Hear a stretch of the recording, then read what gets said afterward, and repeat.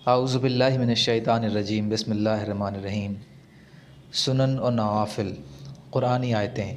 اللہ تعالیٰ نے اپنے رسول صلی اللہ علیہ وسلم سے خطاب فرمایا، اور رات کے بعض حصے میں بیدار ہو کر تہجد کی نماز پڑھا کریں، جو کہ آپ کے لیے 5 نمازوں کے علاوہ ایک زائد نماز ہے۔ امید ہے کہ اس تہجد پڑھنے کی وجہ سے آپ کے رب آپ کو مقام محمود میں جگہ دیں گے۔ بنی اسرائیل آیت نمبر 79۔ فائدہ: قیامت میں جب سب لوگ پریشان ہوں گے تو رسول اللہ صلی اللہ علیہ وسلم کی سفارش پر اس پریشانی سے نجات ملے گی اور حساب کتاب شروع ہوگا۔ اس سفارش کے حق کو مقام محمود کہتے ہیں۔ اللہ تعالیٰ نے اپنے نیک بندے کی ایک صفت یہ بیان فرمائی ہے کہ وہ لوگ اپنے رب کے سامنے سجدے میں اور کھڑے ہو کر رات گزارتے ہیں۔ سورہ فرقان آیت 64۔ اللہ تعالیٰ کا ارشاد ہے کہ وہ لوگ راتوں کو اپنے بستروں سے اٹھ کر اپنے رب کو عذاب کے ڈر سے اور ثواب کی امید سے پکارتے ہیں، یعنی نماز، ذکر، دعا میں لگے رہتے ہیں، اور جو کچھ ہم نے ان کو دیا ہے اس میں سے خیرات کیا کرتے ہیں۔ ایسے لوگوں کے لیے آنکھوں کی ٹھنڈک کا سامان ہے، غیبی خزانے میں موجود ہے، اس کی کسی شخص کو بھی خبر نہیں۔ یہ ان کو ان اعمال کا بدلہ ملے گا جو کیا کرتے تھے۔ سورہ سجدہ آیت 16 سے 17۔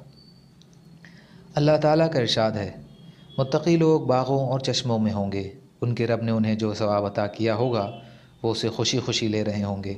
وہ لوگ اس سے پہلے یعنی دنیا میں نیکی کرنے والے تھے، وہ لوگ رات میں بہت ہی کم سویا کرتے تھے، یعنی رات کا اکثر حصہ عبادت میں مشغول رہتے تھے اور شب کے آخری حصے میں استغفار کیا کرتے تھے۔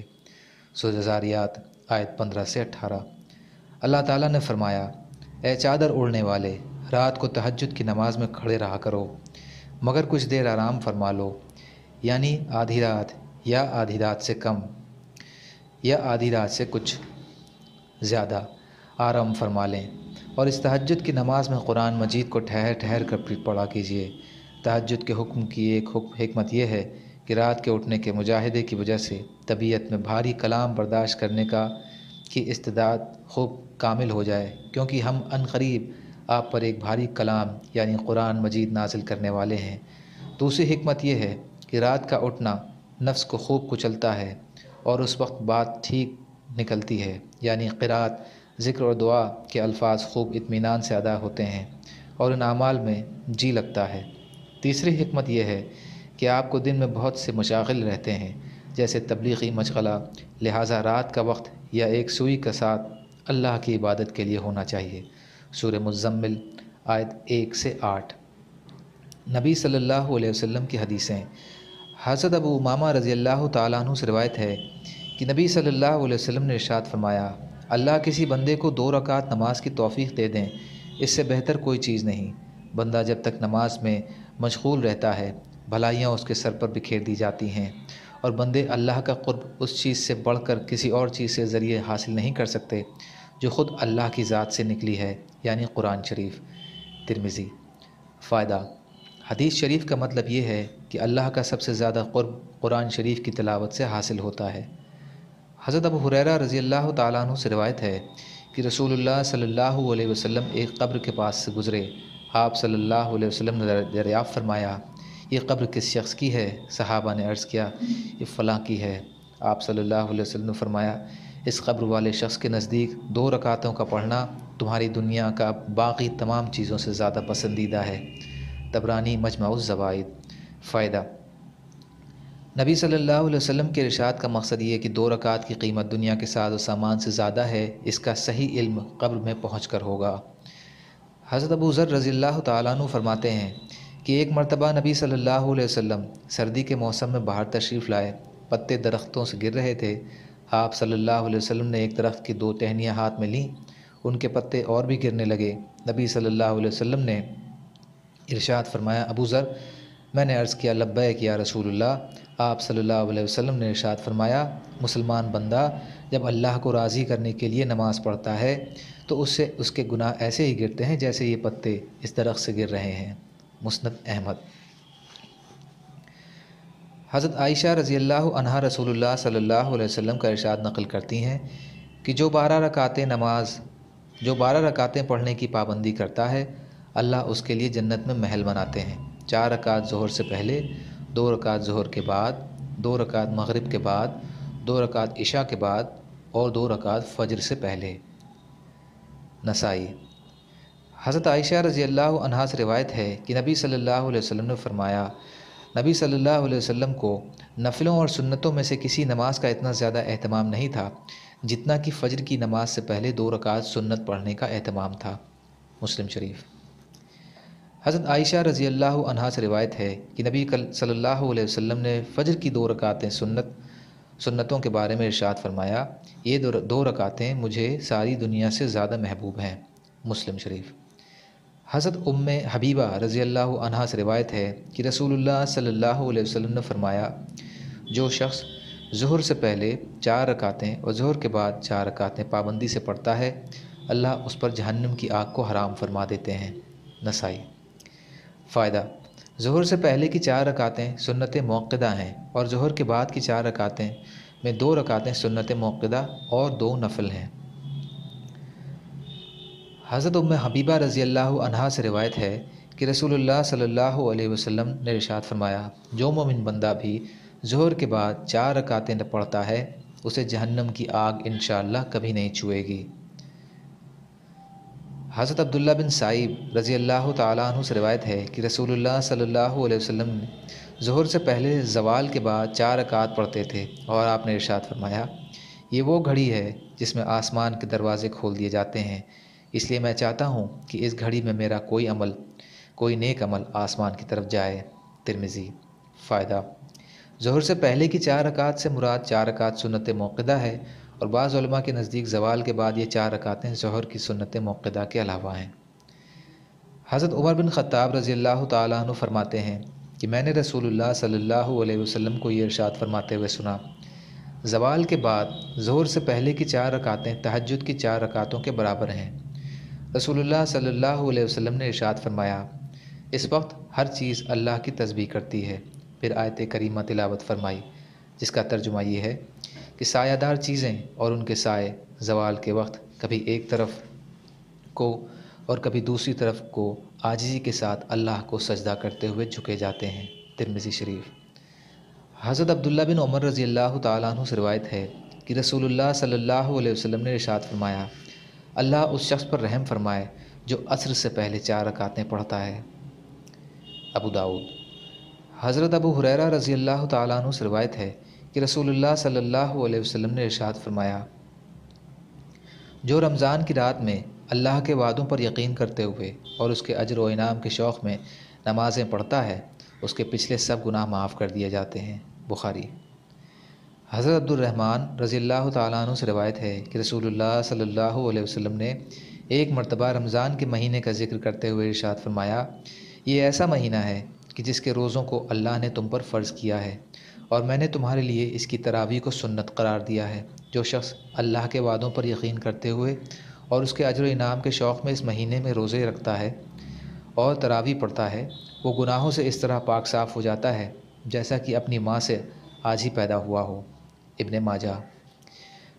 حضرت ابو فاطمہ رضی اللہ تعالیٰ عنہ فرماتے ہیں کہ مجھ سے نبی صلی اللہ علیہ وسلم نے ارشاد فرمایا، ابو فاطمہ، اگر تم مجھ سے آخرت میں ملنا چاہتے ہو تو سجدے زیادہ کیا کرو، یعنی نمازیں کثرت سے پڑھا کرو۔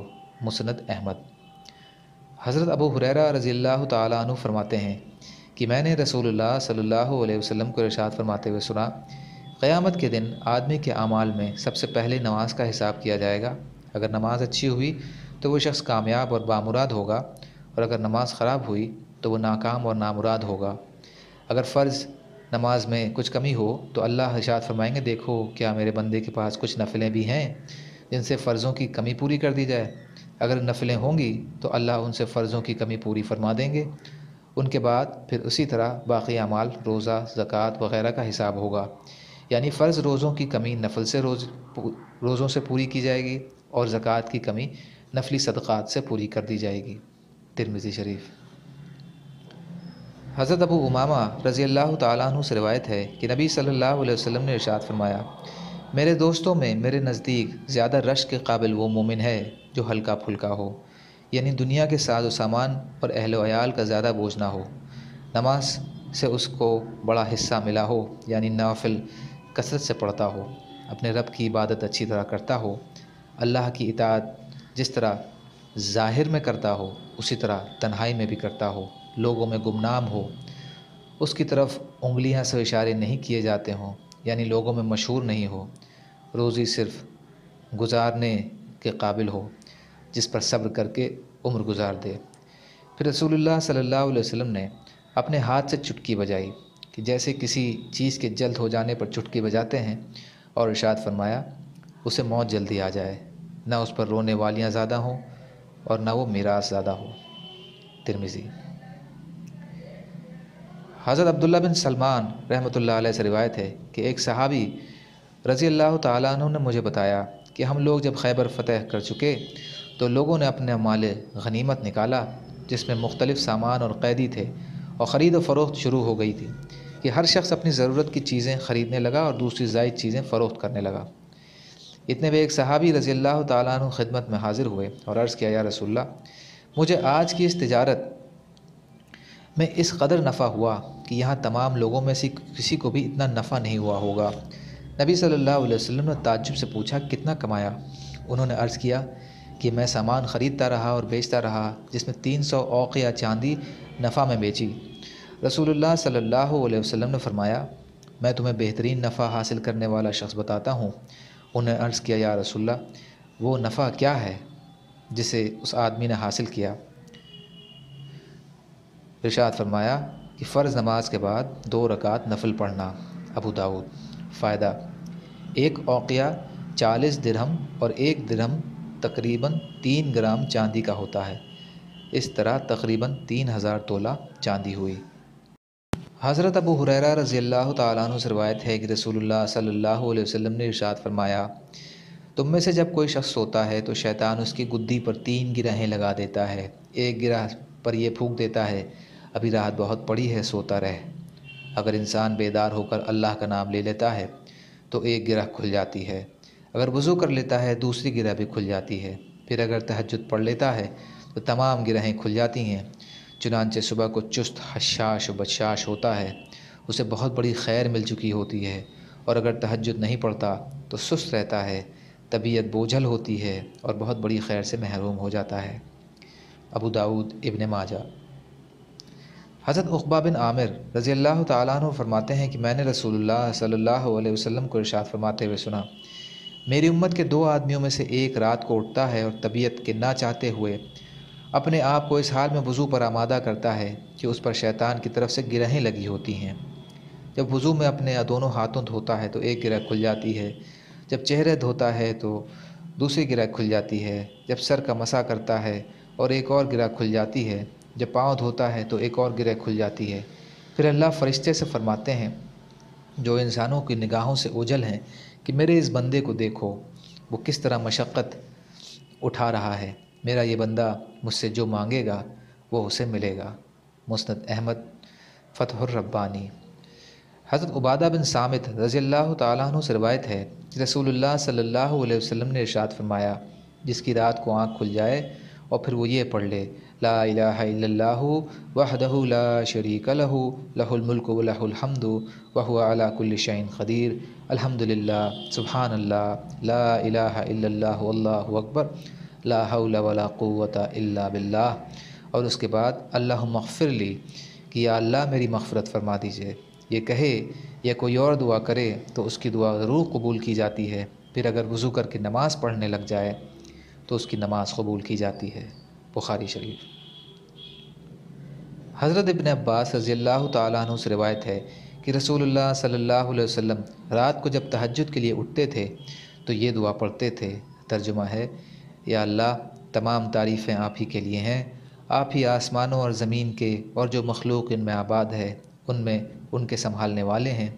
تمام تعریفیں آپ ہی کے لیے ہیں، زمین و آسمان اور ان کی تمام مخلوقات پر حکومت صرف آپ ہی کی ہے، تمام تعریفیں آپ ہی کے لیے ہیں، آپ زمین و آسمان کے روشن کرنے والے ہیں، تمام تعریفیں آپ ہی کے لیے ہیں، آپ زمین و آسمان کے بادشاہ ہیں، تمام تعریفیں آپ ہی کے لیے ہیں، اصل وجود آپ ہی کا ہے، آپ کا وعدہ حق ہے، ٹل نہیں سکتا، آپ سے ملاقات ضرور ہوگی، آپ کو فرمان حق ہے، جنت کا وجود حق ہے، جہنم کا وجود حق ہے، سارے انبیاء علیہ الصلاۃ والسلام برحق ہیں، محمد صلی اللہ علیہ وسلم برحق رسول ہیں اور قیامت ضرور آئے گی۔ اے اللہ، میں نے اپنے آپ کو آپ کے سپرد کر دیا، میں نے آپ کو دل سے مانا، میں نے آپ ہی پر بھروسہ کیا، آپ ہی کی طرف متوجہ رہا، نہ ماننے والوں میں سے جس سے جھگڑا کیا آپ ہی کی مدد سے کیا، اور آپ ہی کی بارگاہ میں فریاد لایا ہوں، لہٰذا میرے ان گناہوں کو معاف کر دیجئے جو اب سے پہلے کیے، جو اس کے بعد کروں، اور جو گناہ میں نے چھپا کر کیے اور جو اعلانیہ کیے۔ آپ ہی کی توفیق دے کر دینی اعمال میں آگے بڑھانے والے ہیں، اور آپ ہی کی توفیق چھین کر پیچھے ہٹانے والے ہیں۔ آپ کے سوا کوئی معبود نہیں، بھلائی کرنے کی طاقت اور برائی سے بچنے کی قوت صرف اللہ تعالیٰ ہی کی طرف سے ہے۔ بخاری شریف۔ حضرت ابو ہریرہ رضی اللہ تعالیٰ عنہ سے روایت ہے کہ رسول اللہ صلی اللہ علیہ وسلم نے فرمایا، رمضان المبارک کے بعد سب سے افضل روزے ماہ محرم کے ہیں، اور فرض نمازوں کے بعد سب سے افضل نماز رات کی ہے۔ مسلم شریف۔ حضرت ایاز بن معاویہ مزنی رحمۃ اللہ علیہ سے روایت ہے کہ رسول اللہ صلی اللہ علیہ وسلم نے ارشاد فرمایا، تہجد ضرور پڑھا کرو، اگرچہ اتنی تھوڑی دیر کے لیے ہی ہو جتنی دیر میں بکری کا دودھ دہا جاتا ہے، اور جو نماز بھی عشاء کے بعد پڑھی جائے وہ تہجد میں شامل ہے۔ طبرانی مجمع الزوائد۔ فائدہ: سو کر اٹھنے کے بعد جو نفل پڑھی جائے اسے تہجد کہتے ہیں۔ بعض علماء کے نزدیک عشاء کے بعد سونے سے پہلے جو نفل پڑھ لی جائے وہ بھی تہجد ہے۔ اعلیٰ السنون۔ حضرت عبداللہ رضی اللہ تعالیٰ عنہ سے روایت ہے کہ رسول اللہ صلی اللہ علیہ وسلم نے ارشاد فرمایا، رات کی نفل نماز دل کی نفل نماز سے ایسی ہی افضل ہے جیسا کہ چھپ کر دیا ہوا صدقہ اعلانیہ صدقہ سے افضل ہے۔ طبرانی مجمع الزوائد۔ حضرت ابو امامہ باہلی رضی اللہ تعالیٰ عنہ سے روایت ہے کہ رسول اللہ صلی اللہ علیہ وسلم نے ارشاد فرمایا، تہجد ضرور پڑھا کرو، وہ تم سے پہلے کے نیک لوگوں کا طریقہ رہا ہے، اس سے تمہیں اپنے رب کا قرب حاصل ہوگا، گناہ معاف ہوں گے اور گناہوں سے بچے رہو گے۔ حضرت ابو درداء رضی اللہ تعالیٰ عنہ سے روایت ہے کہ نبی صلی اللہ علیہ وسلم نے ارشاد فرمایا، تین شخص ایسے ہیں جن سے اللہ محبت فرماتے ہیں، انہیں دیکھ کر بے حد خوش ہوتے ہیں۔ ان میں سے ایک وہ شخص ہے جو جہاد میں اللہ کی خوشنودی کے لیے اکیلا لڑتا رہے، جبکہ سب کے سب ساتھی میدان چھوڑ کر چلے جائیں، پھر یا تو وہ شہید ہو جائے یا اللہ اس کی مدد فرمائے اور اسے غلبہ عطا فرمائے۔ اللہ تعالیٰ فرشتوں سے فرماتے ہیں، میرے اس بندے کو دیکھو، میری خوشنودی کی خاطر کس طرح میدان میں جمع رہا۔ دوسرا وہ شخص ہے جس کے پہلو میں خوبصورت بیوی ہو اور بہترین نرم بستر موجود ہو، اور پھر وہ ان سب کو چھوڑ کر تہجد میں مشغول ہو جائے۔ اللہ فرماتے ہیں، دیکھو اپنی چاہتوں کو چھوڑ رہا ہے اور مجھے یاد کر رہا ہے، اگر چاہتا تو سوتا رہتا۔ تیسرا وہ شخص ہے جو سفر میں قافلے کے ساتھ ہو اور قافلے والے رات دیر تک جاگ کر سو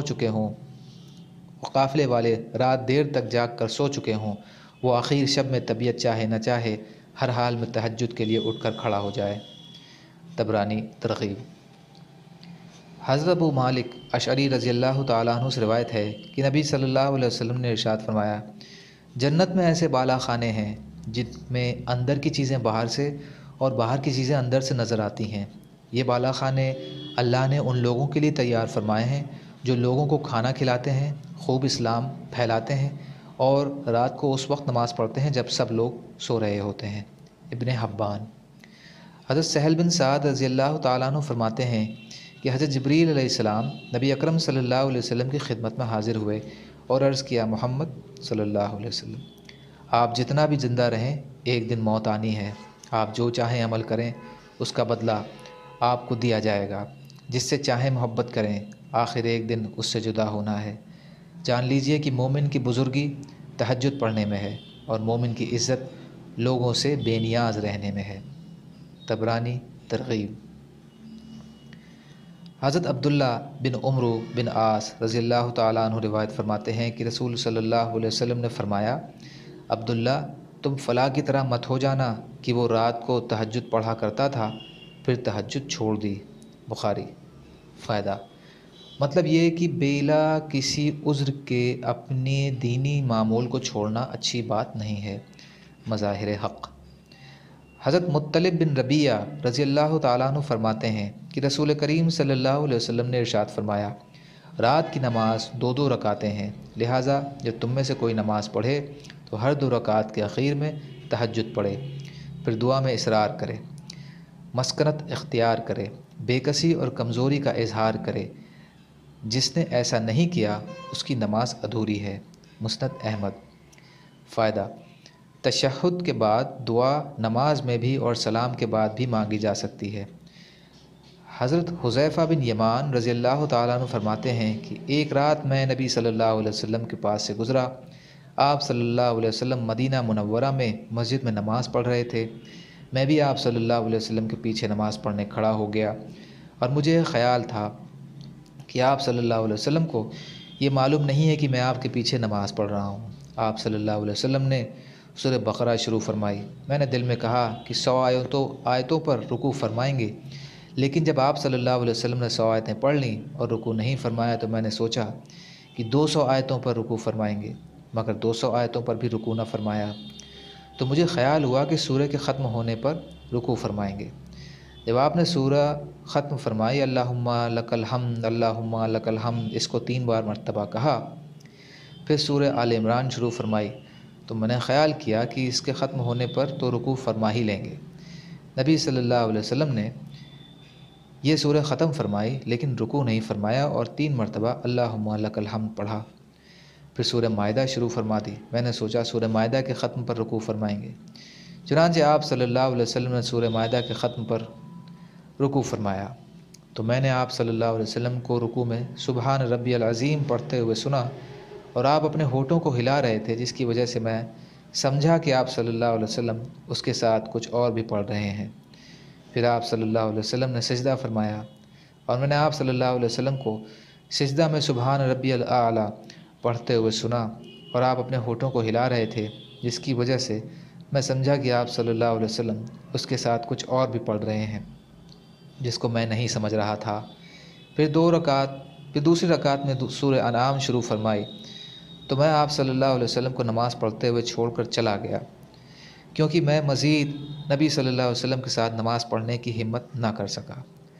مصنف عبد الرزاق۔ حضرت ابن عباس رضی اللہ تعالیٰ عنہ سے روایت ہے کہ رسول کریم صلی اللہ علیہ وسلم ایک رات تہجد کی نماز سے فارغ ہوئے تو میں نے آپ کو یہ دعا مانگتے ہوئے سنا۔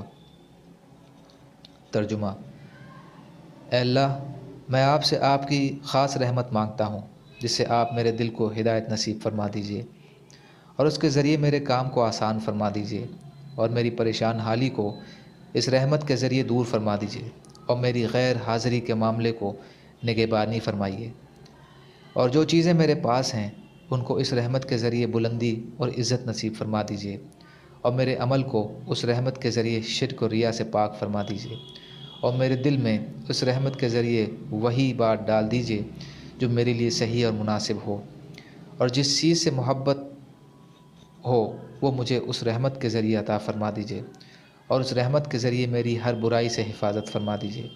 یا اللہ، مجھے ایسا ایمان اور یقین نصیب فرما دیجیے جس کے بعد کسی قسم کا بھی کفر نہ ہو، اور مجھے اپنی وہ رحمت عطا فرمائیے جس کے طفیل مجھے دنیا و آخرت میں آپ کی جانب سے عزت و شرف کا مقام حاصل ہو جائے۔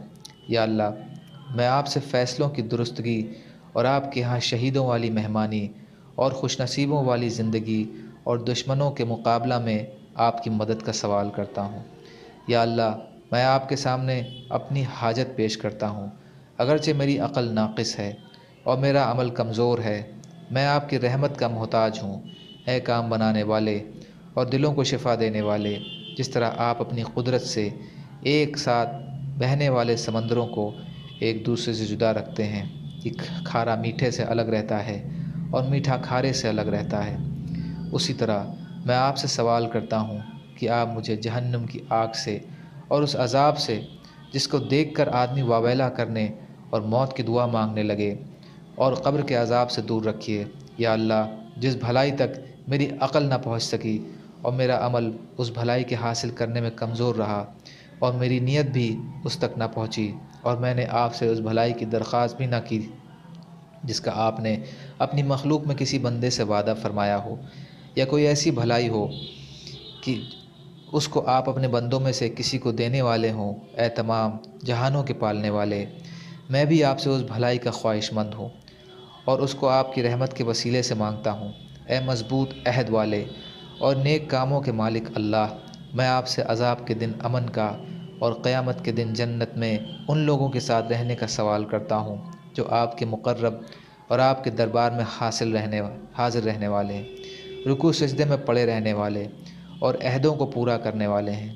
بے شک آپ بڑے مہربان اور بہت محبت فرمانے والے ہیں، اور بے شک آپ جو چاہتے ہیں کرتے ہیں۔ یا اللہ، ہمیں دوسروں کی خیر کی راہ دکھانے والا اور خود ہدایت یافتہ بنا دیجیے۔ ایسا نہ کیجیے کہ ہم خود بھی گمراہ ہوں اور دوسروں کو بھی گمراہ کرنے والے ہوں۔ جو آپ سے محبت رکھے، ہم آپ کی اس محبت کی وجہ سے اس سے محبت کریں، اور جو آپ کا مخالف ہو، ہم آپ کی اس دشمنی کی وجہ سے اس سے دشمنی کریں۔ اے اللہ، یہ دعا کرنا میرا کام ہے اور قبول کرنا آپ کا کام ہے، اور یہ میری کوشش ہے اور بھروسہ آپ کی ذات پر ہے۔ یا اللہ، میرے دل میں نور ڈال دیجیے، اور میری قبر کو آپ کی ذات پر ہے، اور میری قبر کو نورانی کر دیجیے۔ میرے آگے نور، میرے پیچھے نور، میرے دائیں نور، میرے بائیں نور، میرے اوپر نور، میرے نیچے نور، یعنی میری ہر طرف آپ ہی کا نور ہو، اور میرے کانوں میں نور، میری آنکھوں میں نور، میرے روئیں میں نور، میری کھال میں نور، میرے گوشت میں نور، میرے خون میں نور، میری ہڈی ہڈی میں نور ہی نور کر دیجیے۔